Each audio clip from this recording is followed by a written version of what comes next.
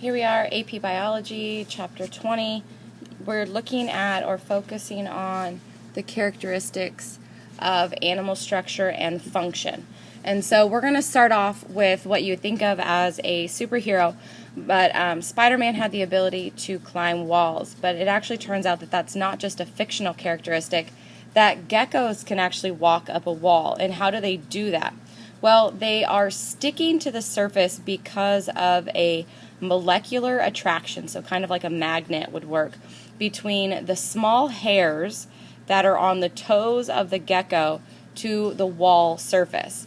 And if we look at it kind of in blown up magnetic form, you'll see here that these are the small structures, these tiny little hairs, all of which have an attraction to a wall surface. And if you look at the structures themselves, each one of them blown up has a cup-like or suction cup-like surface at the end of it, which allows it to stick to the surface. Therefore, it can walk on walls and ceilings.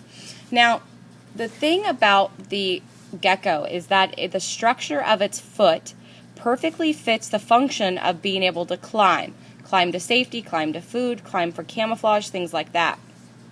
Well, we're going to look at, as we talk about animal bodies, is how they are perfectly designed for their function.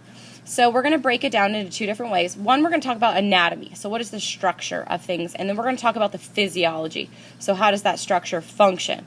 And so we're going to be looking at all kinds of examples of anatomy and physiology.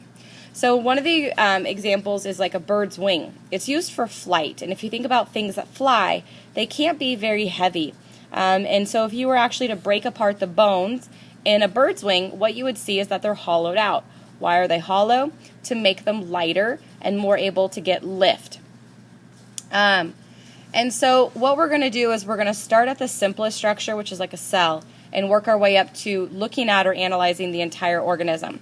And so we're going to be doing the hierarchical kind of levels. So there's a cell, there's tissues, there's organ systems, and then eventually the entire organism. Right now we're going to focus in this video on just the cells, the tissues, and then the organs themselves. So here we are. We've talked about what cells are, eukaryotic, prokaryotic, what are the components within the cell, and then we've started to kind of briefly look at tissues. We're going to focus on all the tissue types and levels in this video, and then next video we'll look at organs. Now, what are tissues? Tissues are groups of cells that do a common function, and because they have the same function, they often have the same structure. And so there are several different types of tissues, and we're going to study the four types. There's epithelial tissue, connective tissue, muscle tissue, and nervous tissue. So let's start with epithelial tissue. Epithelial tissue is what covers all of the outside and inside of your organs and your body.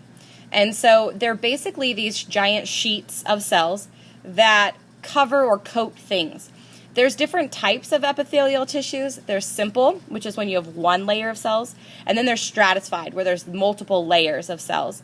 And then there are shapes. So you can have cells that are squamous or square-like. You can have cuboidal or cube-like, and then columnar, which means like a column, so tall and skinny.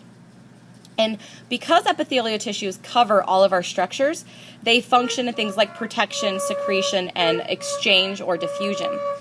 So here we are looking at a simple squamous. So you'll notice it's a simple squash square. Here it is. One layer, okay? If you look here, here's another simple, but this one is cuboidal. Notice it's very cube-like. And then there's a simple columnar. Again, these are tall and skinny cells. And if you think about what is their shape and how does that reflect, well, the intestine's job is to absorb things. So this provides maximum surface area. Whereas the kidney allows for diffusion, and this square-like, again, allows for that perfect structure for what's going on. Here's the stratified. Notice it has multiple layers. That's your esophagus or your skin. Now, another type of tissue that's found in the body besides epithelial is connective. And what connective tissue does is it connects things. So there's loose connective tissue, fibrous connective tissue, which is things like tendon, adipose, which is a fancy word for fat. We have cartilage, bone, and blood. These are all things that connect one thing to another. So if we look, what you'll see here is this is a tendon. This is fibrous connective tissue. If you look at loose connective tissue, which is like under your skin, if you feel your skin, it's pretty elastic. And then, of course, blood. And people often say, wait a minute, how does blood connect things? Well, blood is what delivers nutrients throughout your body. So it connects your lungs to your toe or your heart to your kidney. All of that is connected through the circulatory system and the blood that is found inside of it. Then what we're going to look at is muscle. And muscle tissue functions allows us to move.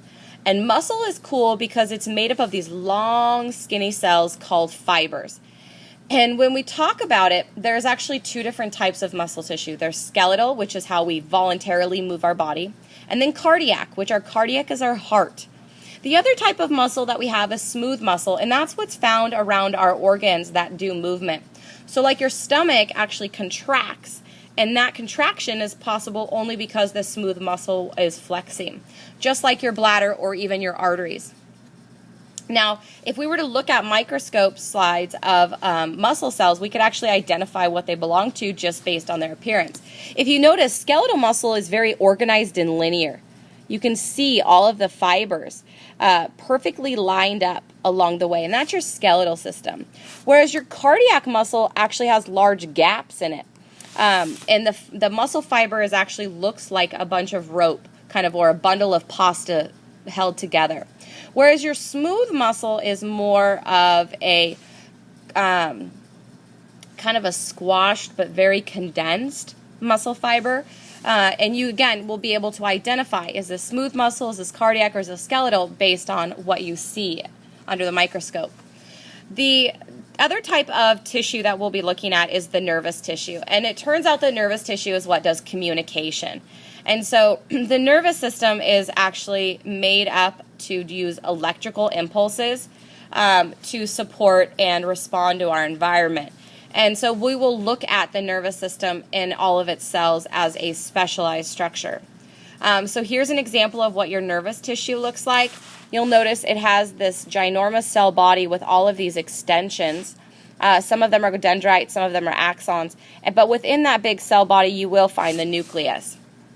The extensions allow for maximum communication in all directions. Now, one of the things that's happened with technology is that we now actually have artificial tissues. And we can actually use artificial or computer man-made things that allow us to have our own skin, cartilage. They're actually doing teeth now using artificial teeth. But so if you lose your skin and you need a skin graft, you don't always have human skin available. They can actually make artificial skin that allows our own tissues to recover. And this is an example of what it would look like. It just is a very transparent cell, but it allows for growth and repair to happen. Now, the thing about the tissues is that the tissues themselves are pretty cool, but when you put a bunch of tissues together and they do one job, then you create an organ.